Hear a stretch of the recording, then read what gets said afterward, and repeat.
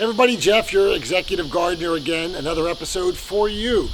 Hey, listen, it's mid-August in Houston, Texas, and I think it is the 8th or 9th straight day that we've had 100-plus degree weather. It is absolutely crazy, steamy, balmy. And by the way, I get some comments from my subscribers that they don't like when I wear sunglasses, but too bad for this episode because you're not looking at what I'm looking at. Behind the camera is the sun blasting me right in the eyes, and sorry, so I have to do it in this episode, but it's not hitting me right direct behind the camera.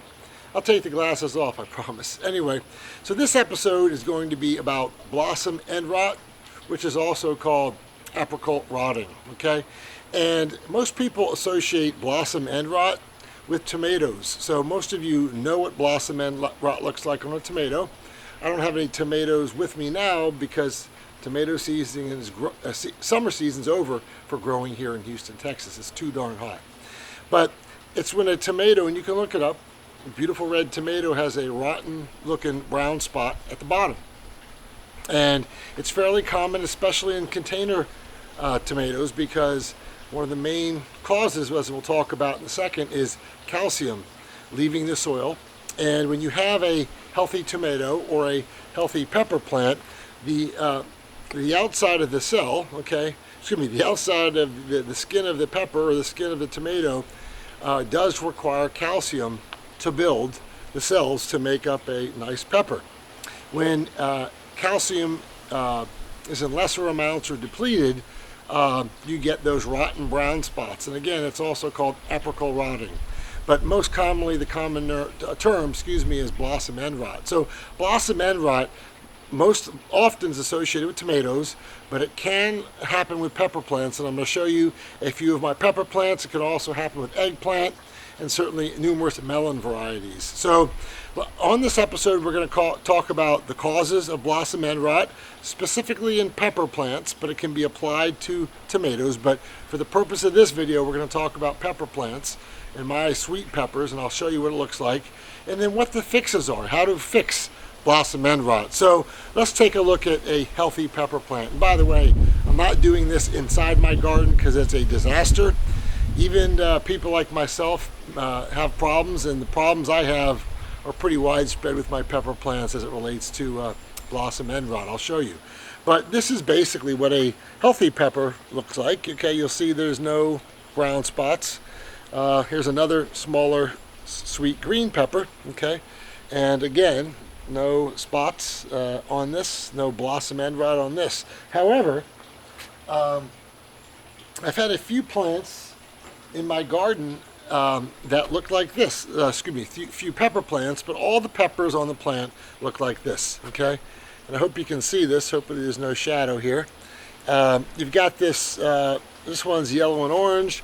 And you've got this, it's a banana pepper. You've got this huge brown spot, blossom end rot spot on the bottom here. On this one, you'll see it's a little bit more obvious, beautiful yellow pepper, but on the bottom you have a huge brown rotted spot. So this is blossom end rot in peppers. It does happen in peppers. And by the way, you can still eat this. You just need to cut off the part that has the blossom end rot and eat the rest of the pepper. But it's pretty nasty. You'll see what it looks like here. But again, peppers do get blossom end rot. So the big question is, what causes blossom end rot in peppers? It's really four main things. So number one, and the most common cause, is lack of calcium in the soil, period. Lack of calcium. Calcium is critical for tomatoes and peppers to build those cell walls. When it's not there, it breaks down, you get blossom end rot. Number two, and which has been a huge issue, if you live in Texas, especially Houston, huge issue this year, is inconsistent watering. So off and on watering followed by lots of water. So in Houston this year, we've set records in the spring and summer with the amount of rain we've gotten. And when the rain comes, it comes in buckets, okay? So it wreaks havoc with the soil. The calcium in the soil is depleted, especially in pots, but in this case in my garden. Number three, the cause, again, overwatering. Okay, again, we've had numerous storms, so it's not just inconsistent watering. And by the way, pepper plants like consistent watering. They should have 2 to 4 inches of water a week, but the soil should always stay relatively moist. But the overwatering has been an issue with us here in Houston, Texas.